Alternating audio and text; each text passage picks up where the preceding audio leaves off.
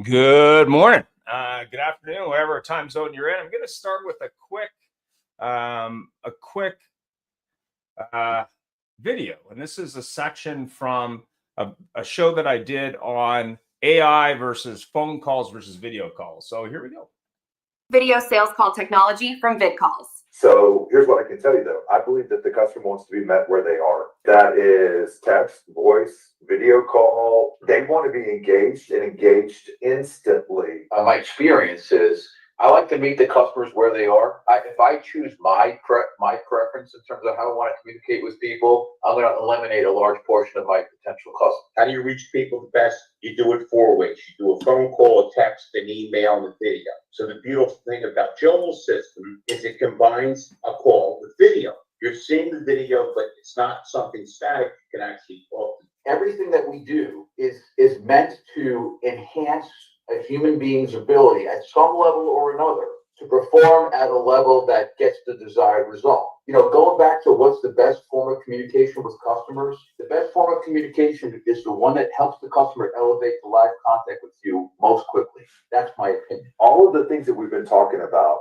the human in the loop is the single most critical aspect of that. And at your dealership, that's what you have to strive for. Is how do I prepare my team to handle the interactions with the customers throughout all of these channels and to get them from engagement to interaction to purchase. It would be my pleasure to introduce you to the leader. So here we go. Hey, are you Ian Nethercott, the host of the Auto Hub show?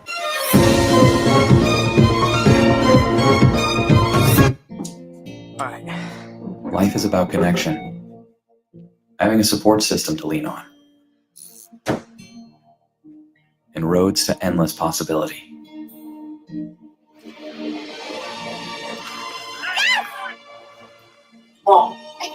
At every turn, guiding the way, we are building the connections that move you.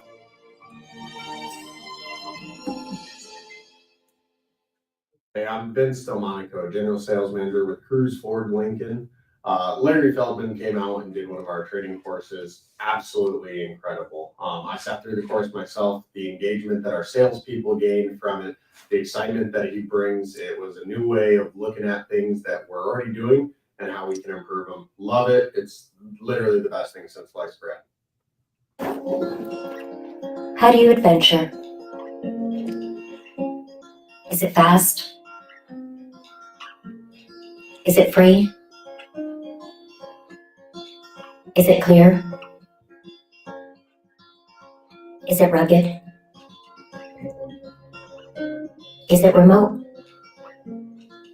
For your next adventure, trust MotoClothes for buying, selling, trading, and protecting all of your motorized assets. Powered by Disclose Dealership Management Dashboard, your all-in-one DMS, CRM, menu, lead gen, inventory, staff, client, and deal management solution. Disclose DMD, like a DMS, only better. Mention promo code AutoHub2025 to get special pricing, including waive setup costs, no contract, and your first month's free. Car dealers often underestimate the power of social media. Are you wondering why my face is plastered in your newsfeed? Are you a GM, dealer principal, or a manager at a car dealership wondering why you see me all the time on Facebook, Instagram, LinkedIn, TikTok, and all over social media? Well, that didn't happen by chance. I target car dealers that are in-market shoppers for social media services, and I'm gonna do the exact same thing for you so that you target in-market shoppers for your brand of customers that purchase your vehicles. During my Viato days, helping car dealers appraise and price cars, everyone was asking me, what do I do on social media? What do I do with Facebook, Instagram, TikTok?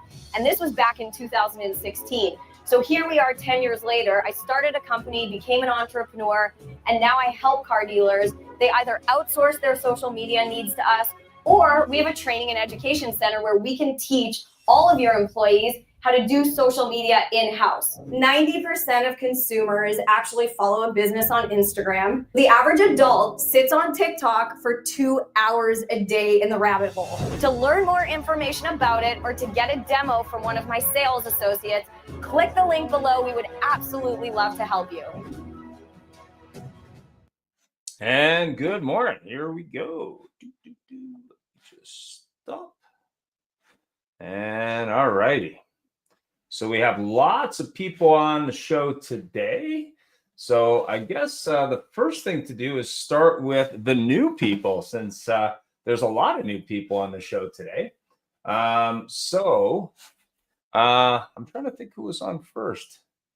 I believe it was either Paul, Storm, or Ron.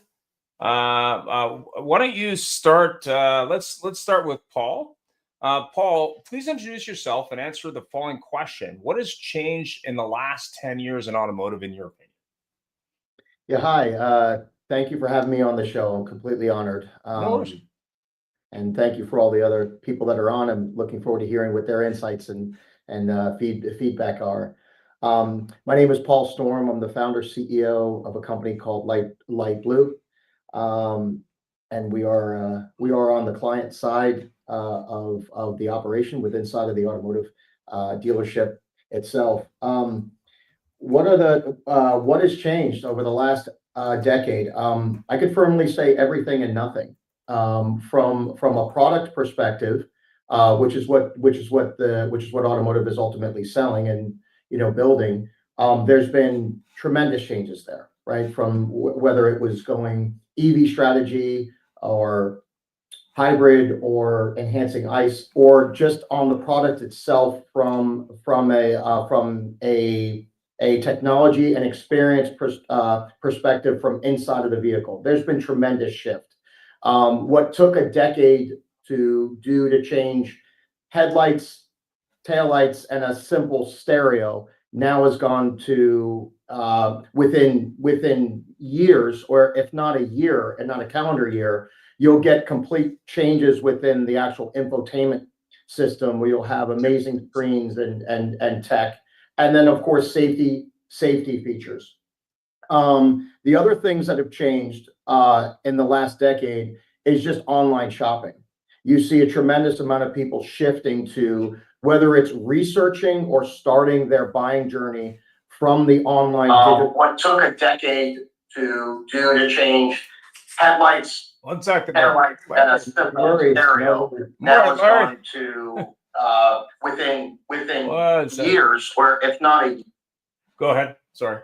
No worries. To the I'll keep going on the online experience. And then you saw the people coming on board. Carvana, Vroom, which is obviously no longer with us, but that's they're starting to make more and more of themselves presence.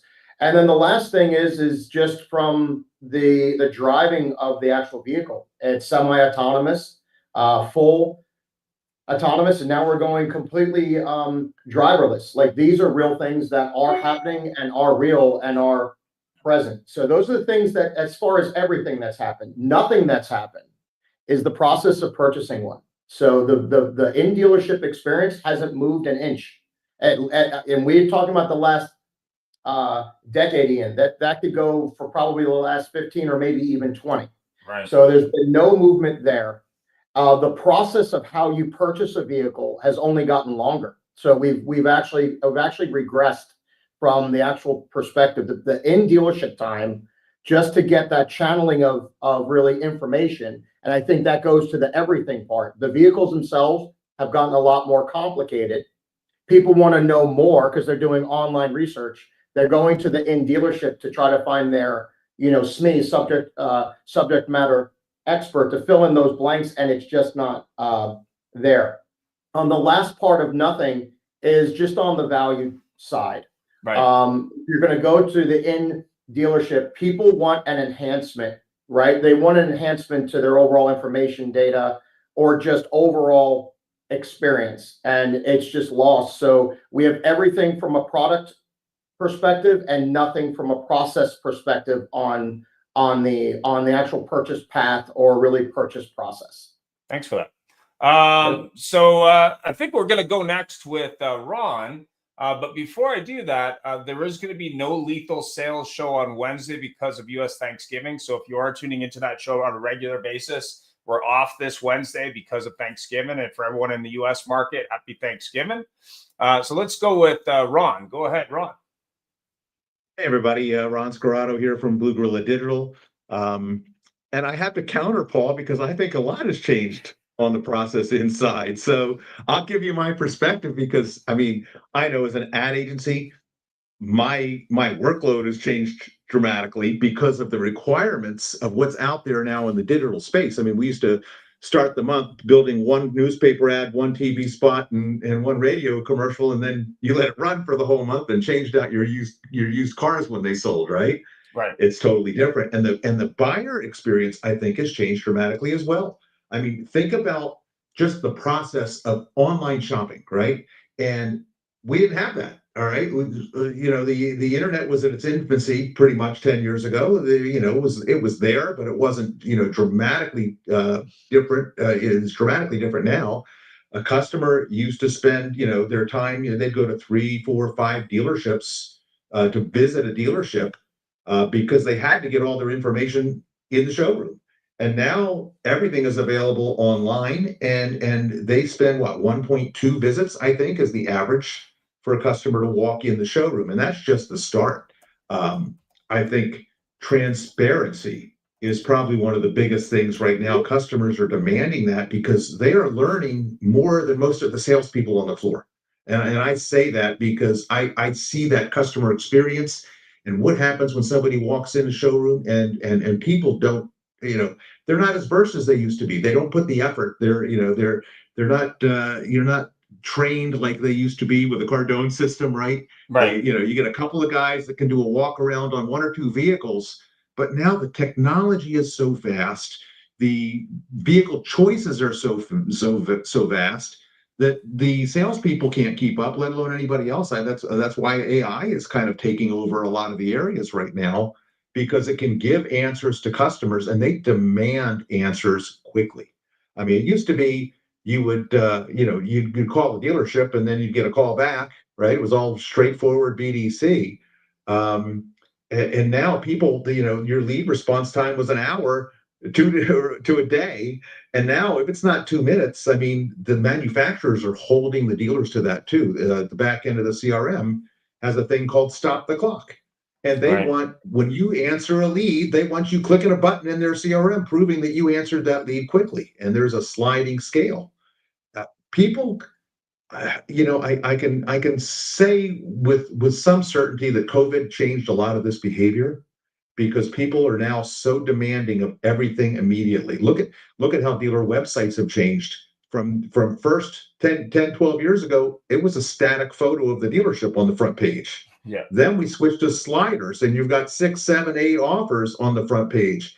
Now it's that Amazon experience. People are looking at their website and there's one bar and it's, you know, type in what you want. It's that instant gratification, and customers are demanding that now from every facet of the dealership, forward and back. And I could go on there's 10, 15 things that I can tell you that have changed. I don't want to steal anybody else's thunder because there's a lot more to talk about, from vehicle discovery to lead response to digital touch points to the time they actually spend in the dealership, which has cut down, retail buying. So, I mean, from my perspective, there has been a lot of change from the consumer standpoint on how their buying journey has differed from what it was 10 years ago. And it's faster and it's quicker and it's way more informed now. So we have Joel Benson on the show, and I know, Joel, we have a Black Friday thing going on right now. Maybe you can comment on how the vehicle buying process has changed in your opinion. Well, first of all, we're a sponsor of your show, so we realize the importance. It's good to see everybody. Peter, good to see you, and Larry, good to see you. What we do, because of the shopper experience, is on a dealer's website now, there's always been the telephone number to call, right? That's always been at the very, very top. And then there's a chat bot that you can chat into. Well, now there's a third way, and it's called vid calls. And all a shopper has to do to see a dealer on a video call in seconds is by clicking the tab on the dealer's website. There's no passwords like Zoom. There's no appointment setting. If the shopper's doing their research and they have a question, they click a button and they see the dealer. And they see the salesperson, they see the finance department, they see the service department. that's what we do, and that's going along with how dealerships are changing and how buying is changing. Yeah, I agree with you, Ron, and I agree with you, Paul. That's why we're in business. Thanks, Joel. Thank So you. Brandy, I know you never deal with any dealerships, and I know like there's nothing changed in the last 10 years in dealerships. Maybe you can give me your thoughts on this. Thank you. And thank you for having me. This looks like a great panel. I'm Brandy from Disclose and Motoclose. We are a new DMS CRM menu lead gen platform.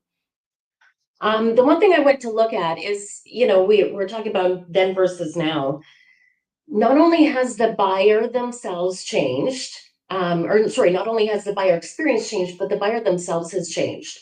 I looked at a lot of stats, and there is an increase in the new car buyer being over 50 years old.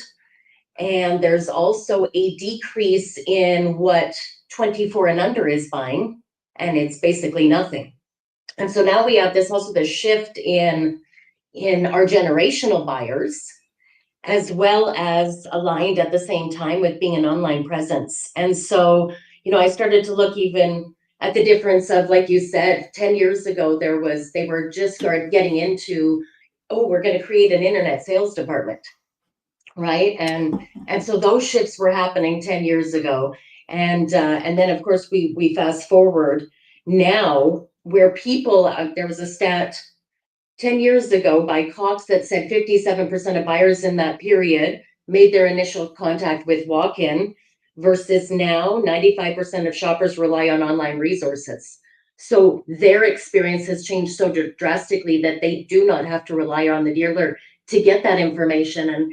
And looking at how that plays into not only where we're at, but where we're going is so very important, right? So I'm super excited to see how this panel comes about it, but substantial changes in the buyer type, and not only how they're getting their information. So we really got to be questioning ourselves, how are we giving it to them as well? Thanks for that. Nia, I don't think Nia's been on the show. Maybe you can talk a little bit more about your opinion and what you think.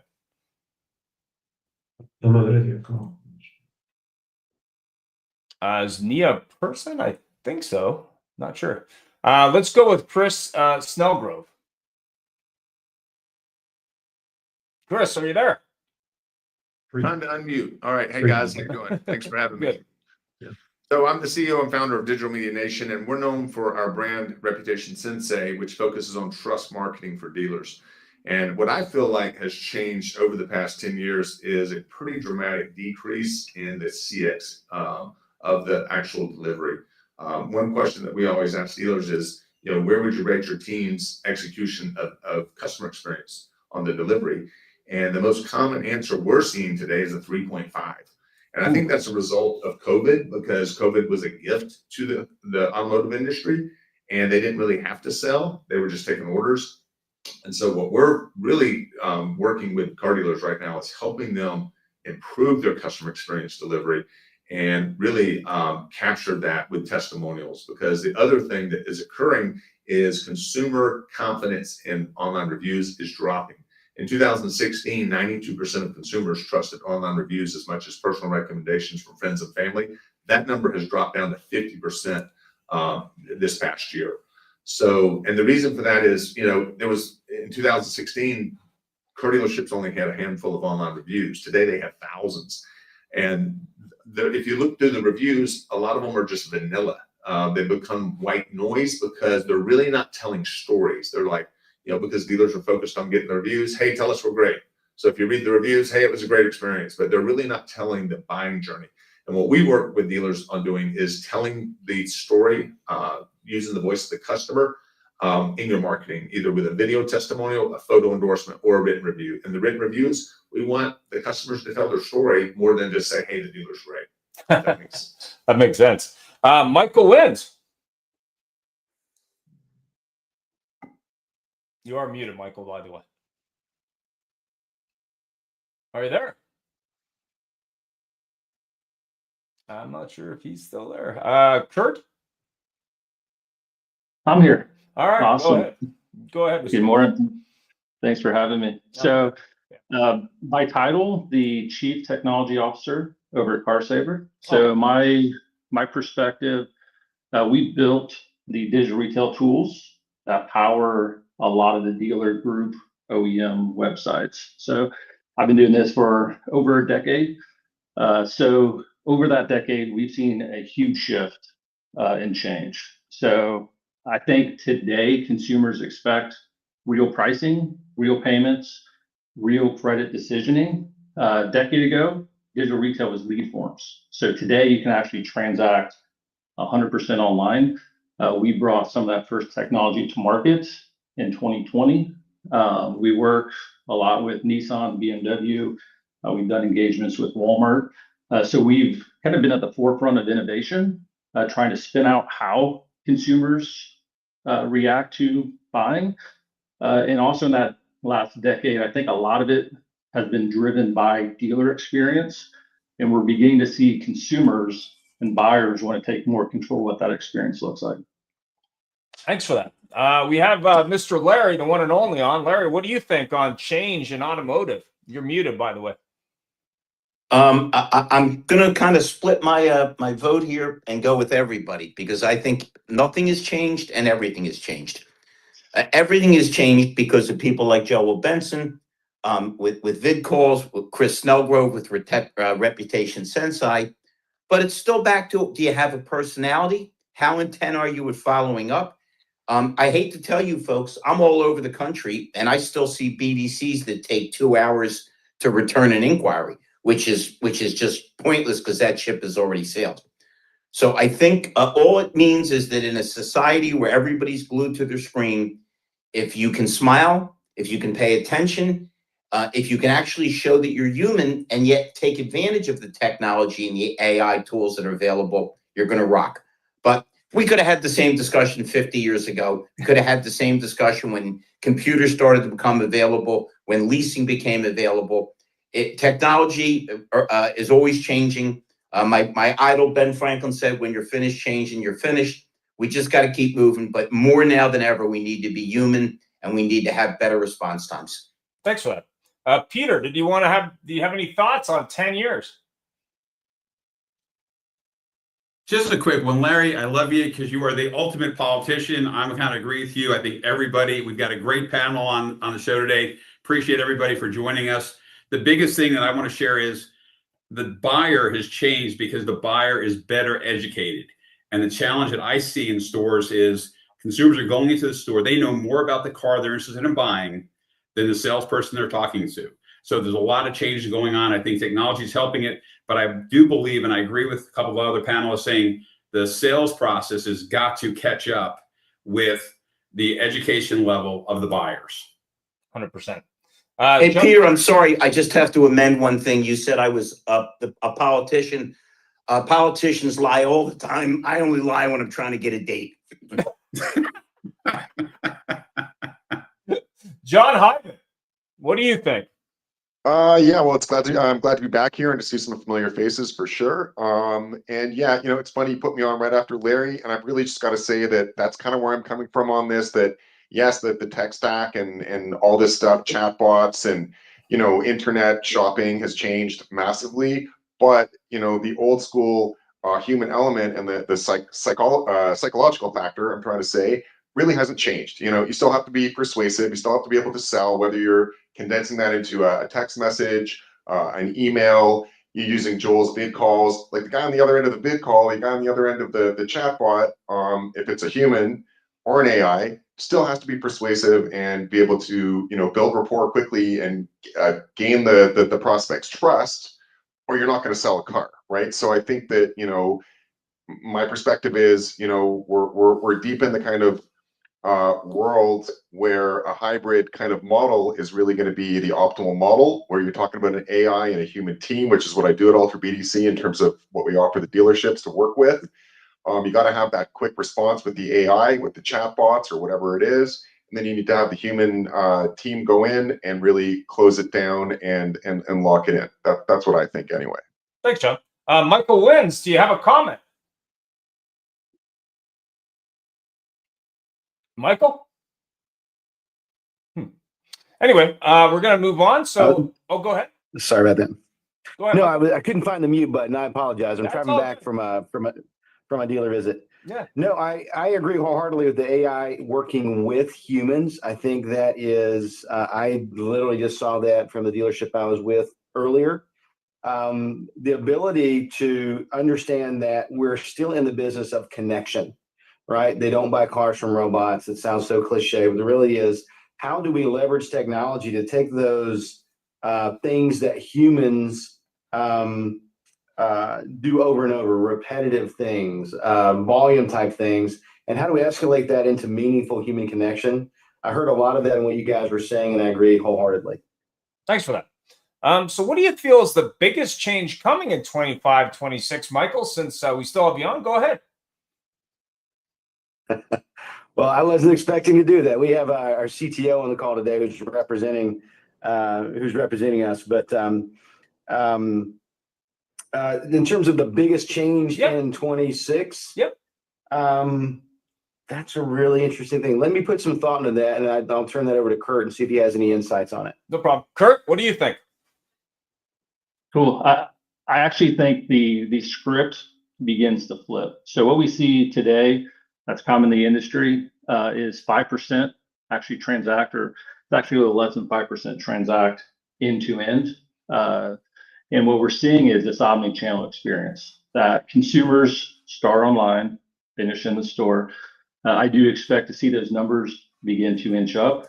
Dealers still play a vital role in that exchange, but I do think you're going to begin to see more and more digital experiences up front with the wraparound. And then I do also believe we got to pay attention to Amazon and also Carvana. So Carvana is snatching up the brick and mortar stores. They're seeing the value, I believe, in the physical presence, and Amazon wants to be the front door. So I think dealerships, groups have to pay close attention to the customer experience because we know Amazon's all about speed, and that's what people want and expect these days. So I think we're going to continue to see a push to digital, but it won't be entirely digital. Thanks for that. Paul, what do you think? So yeah, I actually second that. I think the biggest change is going to be, and it's true, only 5%, as great as the online experience is, and we can throw a bunch of disparate AI tools at it to try to make that online experience better, and that might rise. Only 5% of buyers actually complete the purchase through an all online website.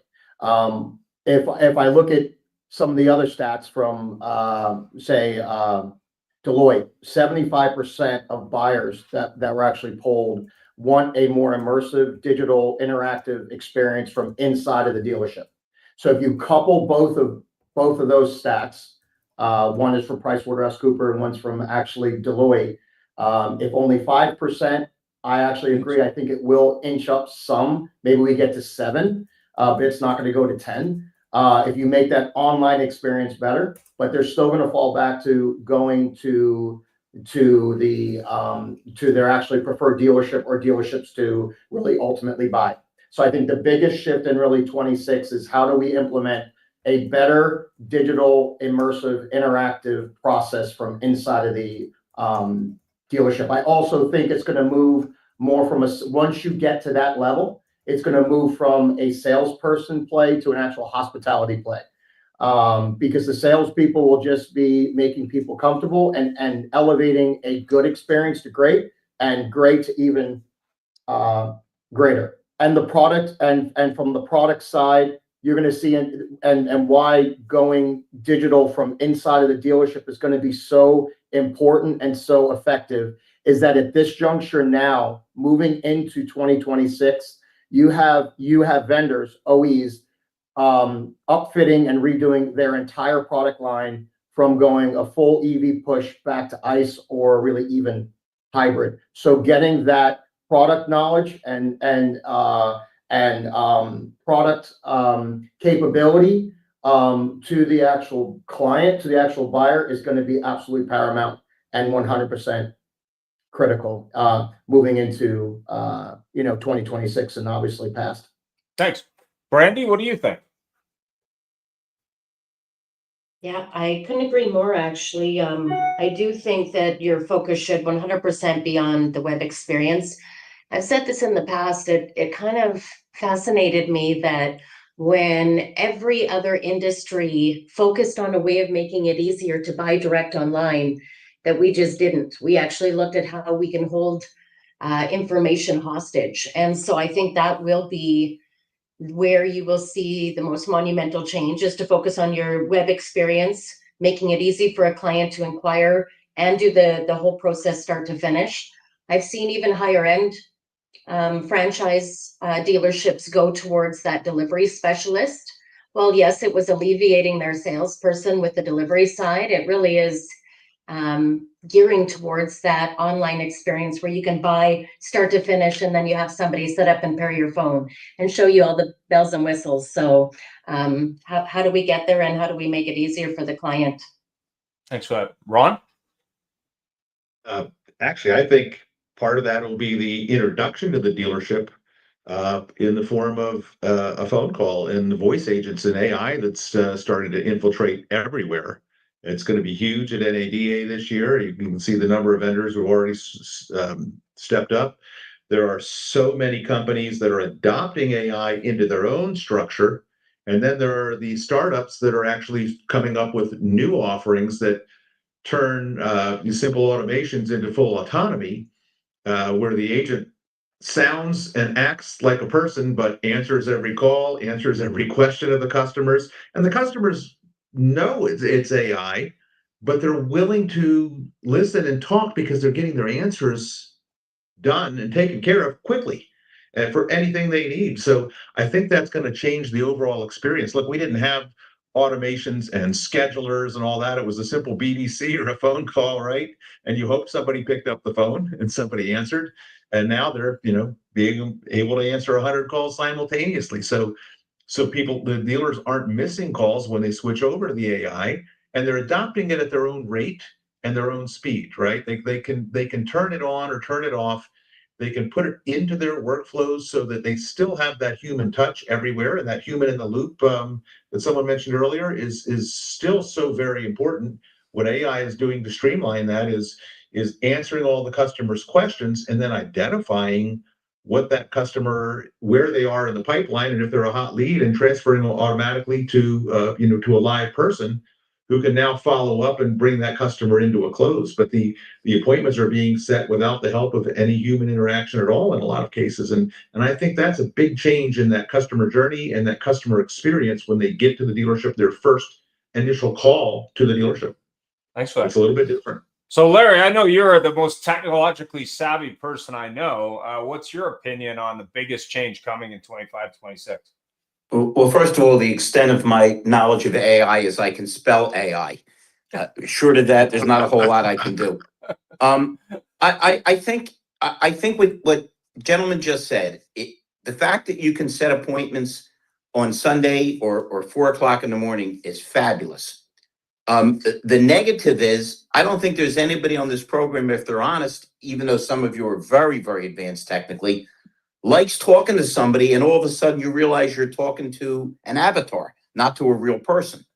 So I think, once again, it's that fine line. We need to accentuate every tool we have, because business isn't going to get any easier in the next 5 or 10 years, right? You got Ford selling used certified cars on Amazon. The Hyundai had a deal. We've got to be sharper than we ever were. And that means use every tool in the tool belt. But again, and I don't mean to drone on this, it's about being human. Ian, you've seen my training methods where I send people out to mystery shop and say they're looking for a car for their sister that just had a baby. If they're in their 50s, it's their daughter. All over the United States, it's crazy. Instead of saying congratulations, boy or girl, is it her first? It's why the hell isn't she here? What's her credit like? Tell her to look online. And as far as the AI setting the appointment into service, that's great. I own the dealership. But how about the fact that the complaints come when you can't get a human being to respond? When will my car be done? Do I need an Uber to pick up my son? So again, as technology advances, human beings have to advance. And I think we'll all agree, human beings are going backwards. Has everybody on this call seen what I've seen? 4 people at dinner all on their iPhone? Why the hell did they even go out? They should have stayed at home, right? Had Uber Eats bring something over. So as AI ups its game, we have to up our game. And to up our game, we need to go backward, not forward. Hold conversations, look people in the eye. And I think the most crucial thing is to be better listeners. Man, has that skill disappeared. So if we can just be better listeners, show that we actually care about the people that are feeding our families and paying our mortgages, we'll be fine. But to ignore AI, you're going to get run over. But to rely on it completely as a crutch is an even worse mistake, I believe. Thanks for that. John, I know you don't talk to people, though. You help people do that. But what's your opinion on the biggest change coming? Well, it's funny. You got me in a sequence here right after Larry, and it just makes it so easy for me because he's taken all my talking points and articulating them better than I could have. So maybe some training. I get where he's coming. I get basically where I'm coming from is very similar. Like, I think that a lot of us have our pupils sort of like super dilated about how cool AI is and how it's going to just replace everything, and it's so cool. Down at NATA, everyone's into AI. Wow, yeah, in a way it's true, but AI is not going to replace like the human element where you've got like older people from the older generation that are blowing money and buying new cars. Like my mom, for instance, wants to buy a new Civic. If you put her on with some chatbot or something like that, or you got some AI phone thing happening with her, she's going to hang up the phone and say, this is not happening. I want to talk to someone who knows who I am, what I'm looking for. I'm an old lady. Whatever. It's not all old people, but that is a demographic, guys. I'm sorry. So I've got to really be there and like really, back up the idea that the hybrid system where the AI and the human element are working kind of in conjunction and, adapting in that way to, for 25, 26, it's just going to keep changing. But I'm a big believer in the old school human voice, human touch, human element, as being a sort of key thing in sales. I'm gonna stick to that. Fantastic. So Joel, what's your opinion on change, but more importantly, what's going to change in 2026? We have made AI human. I repeat, we have made AI human at VidCalls. How do we do that? In a AI call conversation with a shopper, there comes a point where the AI says to the shopper, would you like me to connect you with a salesperson in the showroom who can show you that model that we've just been discussing? And if the shopper says yes, AI texts them a link, and the shopper clicks the link, and within 15 seconds, they see the salesperson in the showroom showing the car that the person has been talking with the AI. So that's kind of a cool thing. That's our new slogan is VidCalls makes AI human.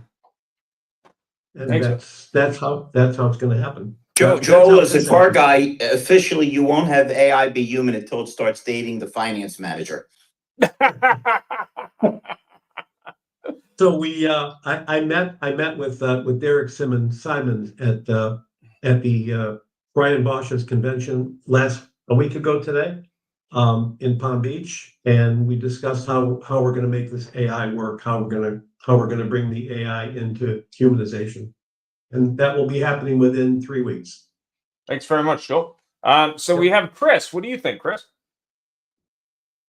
I think speed is going to be very necessary. The biggest complaint in the consumer process of buying a car is it takes too long. So we got to speed up the process. I think digital retailing will help. I do think that people still want to come into dealerships and experience the vehicles. I had a horrific experience at Carvana, just absolutely horrible. They've removed every human element from their process. I ended up not buying from them, returning the car. And then I also tried the Tesla experience. And I thought that was horrible because we went to a showroom that was at an outdoor mall.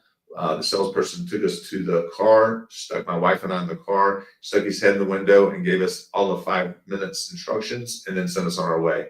So we went on the test drive by ourselves. I had no idea how this vehicle operated. It was cool, but it was like driving a very fast golf cart. And then I got back and left. So I think that the customer experience at the store is very necessary. It's not everyone wants to do it. Some people want to buy completely online, but I feel like that the dealers are going to need to focus on their customer experience from a speed standpoint, from an experiential standpoint. They need to focus on that. Thanks for that. Peter, what do you think needs to change? I know you were recently looking at a car for your son, or your son was looking for a car. What do you think needs to change in your opinion? Well, one of the things is, like, I'm going to go back to what Brandy said, because I agree. Part of the big challenge that we're facing in the business right now is our websites are really not up to where they need to be, which does not promote a engaging process. It doesn't provide all the information. Everything, I kind of agree with everybody, what they've been talking about, the whole thing. There's got to be a combination between the process where it starts and how the person starts narrowing down the car to when they get to the store and how they get to the store, whether it's talking to someone at a BDC or using AI to engage the people. The key there is they need to communicate. And there's been a breakdown in communication that goes back to the website, not doing a good job providing the features and the tools that they need, to then how the dealership is interacting. I love Joel's piece that he talked about making AI human, because now someone can call and actually get questions answered and then be able to immediately talk to somebody on a vid call. So it's all about, the whole process is changing, but it really needs to be focused on two things. Number one is making it transparent. And number two is meeting the consumer where they're at. Someone mentioned old people. I just kind of fell into that category because I recently, just turned over 60. So I kind of understand that comment, because I don't like doing things with AI. I want to talk to a person. I refuse to do self-checkout. But then you've got my son's generation where they don't want to talk to a car salesperson. They would love to go in and have a virtual experience. But we have to make sure that we are addressing the consumers where they're at and providing them the experience that they want, or we're going to lose that customer. They're going to go somewhere else. Thanks for that. So we're almost out of time. I think we've got time for one more round of final thoughts on change, and we know change is constant. Ron, you want to start with, what do you think your final thoughts on change for 2026 will be? Well, I think I kind of discussed that a little bit already with talking about the AI, but overall, I think that whole human element really does need to come back in another way.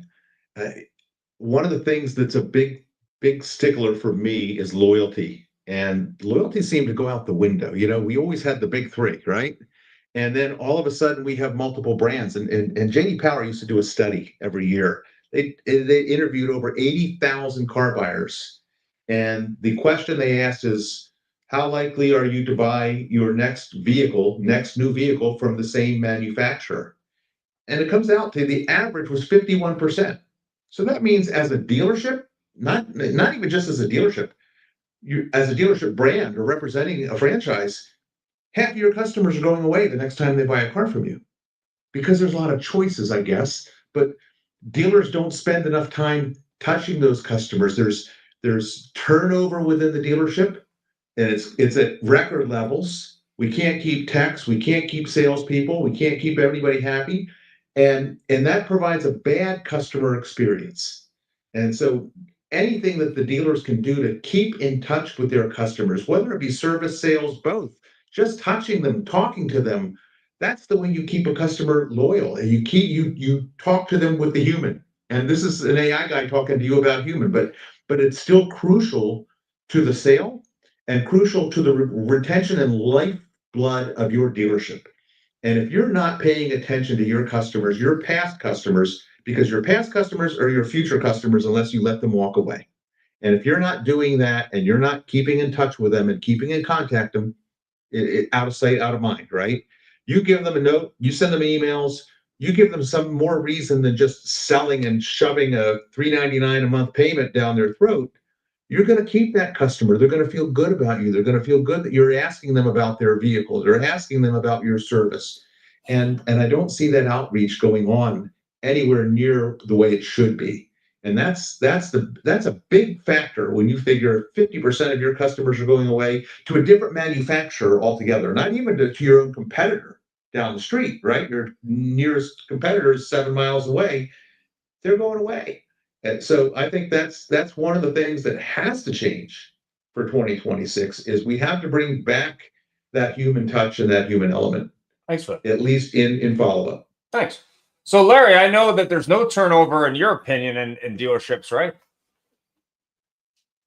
I'm a recruiter. I'm actually in favor of turnover. Ron, the statistics you gave, the 51%, as disgusting and frightening as that is, combine that with how much business we lose out of service. You know, attrition through not having a tire display, not having, oil changes that make sense, not having it mandatory for salespeople to do service walks to let them know, hey, we actually have a service department. And if you work with our service department, not only are we fair with our prices, but you'll never void your warranty. So once again, it's keeping an eye on the ball. It's tying up the front end and the back, because again, in most dealerships, there's a wall between variable and fixed when they should realize the synergy of them working together. But you know what? We'll be all right. Look at all the crises we've survived in the last 20, 30 years in the auto business. We'll be fine. A year from now, we'll be talking about something else, and it'll all work out. Good news for 2026. Thanks. Chris, what do you think? Biggest change for 2026? Yeah. I think that dealers really need to take a hard look at the experience that their people are delivering in sales and service, and really customize that to, best suit the customer's needs, what they want. Again, they want the faster transaction times in finance. That's the biggest complaint. So how do we speed up that process? I think digital retailing will definitely help. But customers definitely want to, they want to speed up the entire process. So I think speed, and then I think that as dealers, how do we communicate trust in our marketing?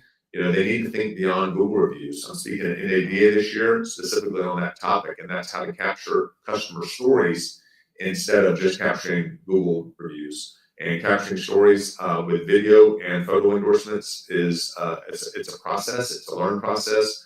And that's what we help car dealers do on a regular basis is go in and train their teams on how to actually execute that, because it's I think it's so vital to your marketing that you deploy that level of trust with testimonials. Thanks, Phil. Kurt, what do you think? Cool. So final thoughts for 2026. I think this is a year dealers, groups, OEMs finally treat their websites as e-commerce agents. A lot of times today, when you look at a dealer's website, it's not really built for e-commerce. It's still stuck in 2015 lead forms.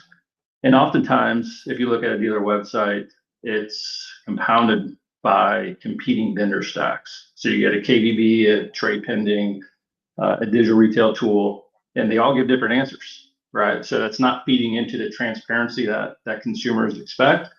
It's actually slowing down conversion. It's creating a defection opportunity. So I think to really treat e-commerce and digital retail for what it's worth, there has to be a focus in 2026 on optimized conversion. And that's kind of where CarSaver steps in. We evaluate dealers' website and we take out all the pain points, friction points that consumers have in getting to a guaranteed trade value online and getting through all the steps and then picking up in store where that customer left off. So I think the future isn't necessarily online versus in store. I think the future is digital first, and then a frictionless experience everywhere. So whether they finish online or go into the store to finish that off there. Thanks. Paul? Yeah, thank you. Panel's been great. Thank you. Could not agree with what everybody has said here. And I think the common thread has been digital, whether it's adding AI or digital interfaces or digital interaction, but also people have also mentioned, which I believe wholeheartedly, that we can't take the actual human element out of it. So how do we actually mesh that? I think moving into 2026, we need to have a digital first experience from inside of the dealership. There should not be a break where if you're outside of the dealership, it's completely digital first, whether that's online or through text messaging or video calls. And then when you show up at the actual dealership, it's completely human focused. I think there needs to be an in-dealership experience that's completely digital, immersive, interactive, connected, memorable. I think that'll build tremendous brand awareness, tremendous brand advocacy. I heard somebody mention that there. And then on the actual review side, to actually Chris's point, it's not forced at that point. When you create the experience from inside of the dealership, that's taking the best of digital and the best of human, and you combine those and make that experience joyful, memorable, palpable, those reviews will just come flowing, and the advocacy, not only for the brand or for the dealership, it will just grow. And that's, I strongly believe, somebody mentioned, I think there's a very optimistic future. I can't remember who said in really 2026, and I feel the exact same. Thanks very much. Joel, what do you think? I agree with what everybody has said, and I believe that people like Chris and Larry are going to, in the future, in the very near future, are going to need to train sales personnel inside the dealership to take the video call from the customer. And I've seen cases of this already. We've actually sold cars at Spikes Ford where a customer came into the dealership. They got mobbed by people saying, "Can I help you? Can I help you?" And the person says, "No, I see the person I was talking to on a video call. That's the one I want to buy my car from." So it's all about treating the customer fairly, making that experience. People are still a little bit afraid of getting on video calls. We've seen some women have told us that they've actually got dressed up before they wanted to do a video call into a dealership just to look good. So there's some psychology behind it. It's all fun. It's all interesting and very educational. So 26 is going to be a big year of change, in my opinion. Brandy, what do you think on getting dressed up for a video call? I'm so glad to be the next one. I'm going to tell you, Joel, I love it when it's on Zoom because there's this little filter that makes me look like I have makeup and it's golden. So if you do anything, maybe incorporate some filters into that calling, and then we don't have to do our makeup. I'm obviously from Disclose, so I say disclosure all the way around. Disclosure builds trust. Trust is what clients are looking for. They don't want to rely on it from the internet. So if we actually just did a little bit more to build transparency in everything that we're doing, a transparency will absolutely equal more sales. There was a study done by Capital One in 2024 that said 48% of buyers said trust, not price, is the most important factor in their purchase decision. Trust doesn't come from anything else but a human factor. So thanks for that. Peter, final thought to you. Final thought is, I want to thank everybody for joining us today. I got to tell you, if I was a dealer sitting on this call, I would walk away with a lot to think about. So great job. I agree with the various comments, and I think this was one of the most productive shows from a standpoint of hearing a lot of different point of views and a lot of great information. So I want to thank everybody. Ian, great job as always. I think next year is going to be phenomenal. Again, the common word is transparency and customer experience. And I think if we can help people improve that at the dealership level, it's going to be a great new year. Thanks very much. And if you are interested in checking out the next generation of digital retail, check out easy.car. That's easy.car. They just started a new process last week with managers walking customers through the digital retail process with VidCalls. So take a look at it. I'd love to hear your thoughts on it, and have yourself a great Thanksgiving holiday and a great season. And thanks for taking the time today. I appreciate it. Bye for now. Awesome. Bye, everybody. Bye. Have a great day. Thanks, Ian. Everybody.